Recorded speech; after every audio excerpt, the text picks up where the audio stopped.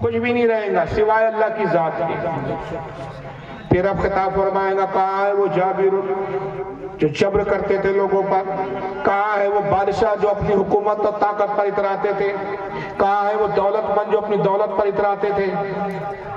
کہاں ہے وہ حکمراں جو حکومتوں پہ گھمنڈ کرتے تھے؟ کوئی ہو تو جواب دے۔ کوئی نہیں۔ جب تک چاہیں گا اس طرح کی کیفیت ہوگی، پھر ایک کن کہہ کر سب کو دوبارہ پیدا فرمائے۔ پھر حشر قائم ہوگا، جنتی جنت میں، جہنمی جہنم۔ یہ ہمارے یہاں بھی حدیثوں میں آیا، ہم بھی اس کو بیان کرتے اور اس کی عقیدہ رکھتے، مگر ان کا کچھ الگ ہی عقیدہ ہے۔ اب سنیے ذرا ان کیا کہا ہے۔ ان کا نام ہے علی باقر۔ میں نے اپنی کتاب سر الصلاۃ میں لکھتے ہیں، یہ اپنے ہی فرقے کے ایک مولوی کے حوالہ دے رہے ہیں، آپ بھی جانتے ہیں اس مولوی کا نام خمینی، آیت اللہ خمینی، نام سنا ہے نا اس کا؟ اس کی کتاب ہے سر الصلاۃ، اس کا حوالہ دے کے بیان کر رہا ہے، سنیے۔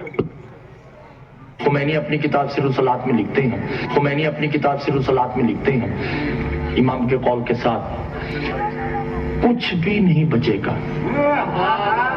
سورج، چاند، ستارے، نجم، کواکب، روحیں، جنس، انس، فرشتے، کچھ بھی نہیں بچے گا، صرف اللہ رہ جائے گا۔ اللہ ہی ہوگا، بس اور کچھ نہیں ہوگا، ہر جگہ ہوگا، کا عالم ہوگا، صرف اللہ رہ جائے گا۔ جب وہ اکیلا رہ جائے گا تو خمینی کہتے ہیں اکیلے میں اس کا دل گھبرائے گا،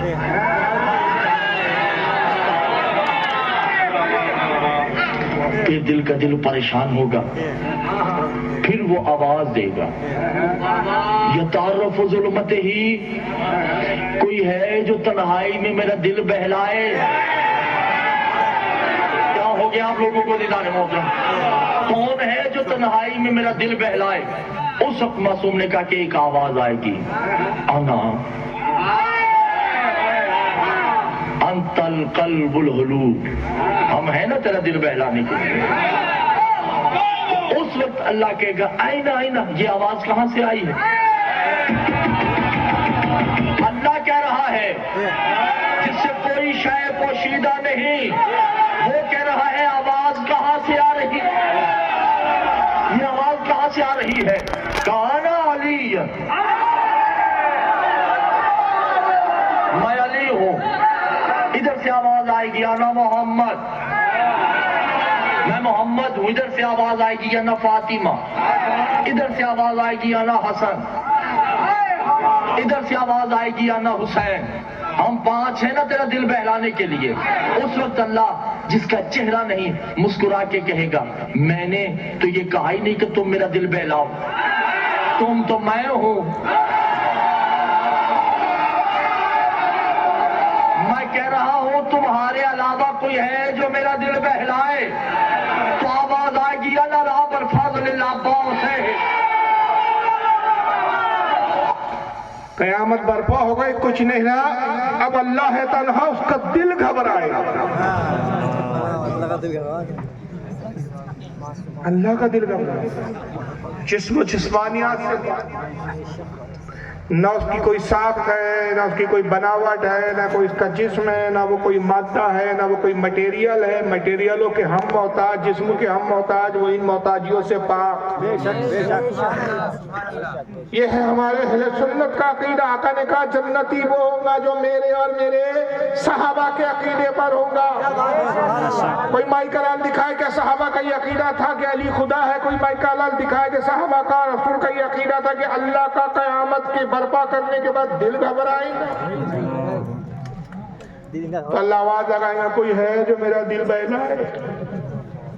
تو ایک طرف سے آواز آئیں گی انا، ہے نا میں ہوں نا، آئینہ آئینہ کون ہے؟ اللہ کوئی نہیں مانے۔ اللہ سے زیادہ گریٹ تو علی ہے بھائی، ایسی جگہ پوشیدہ ہے کہ اللہ ہی نہیں جانتا علی ہے کہاں۔ آئینہ آئینہ، یہ آواز کہاں سے آئی ہے؟ انا علی، میں علی۔ پھر ادھر سے ایک آواز آئیں گی انا محمد، میں محمد۔ تیسری آواز آئیں گی انا فاطمہ، پھر ادھر سے ایک آواز آئیں گی انا حسن، ادھر سے آواز آئیں گی انا حسین۔ ہم پانچ ہیں نا تیرا دل بہلانے کے لیے۔ اللہ فرمائے گا تم سے تھوڑی کہا، تم تو میں ہوں۔ تم میں ہوں میں تم ہوں ایک ہی ہے. کتنے خداؤں کا تصور ایک جماعت میں؟ 5 6 خداؤں کا تصور. تو بتائیے جس جماعت میں اب یہ بھی مسلمان ہیں. اب ہمارے طارق جمیل صاحب ان کے بھی ساتھ جا کے ملتے ہیں اب پھر آ کے روتے ہیں نوٹنکی کرتے ہیں محبت کی بات کرو محبت کی بات کرو اختلاف کی بات مت کرو. ابھی دکھاؤں گا کس طرح محبت کی بات کرتے ہیں. پوری جماعت اسی لیے چلا رہے ہیں ہم کسی کو برا مت بولو. 5 خدا والے بھی صحیح قرآن کو ڈپلیکیٹ کہنے والے بھی صحیح. اب یہ فرقے کا میں نے ایک فرقے کا تعارف بتاؤں نا تو ایک بیان چاہیے اور ایک بیان میں بھی بات پوری نہیں ہو پائے گی. کئی بیان چاہیے.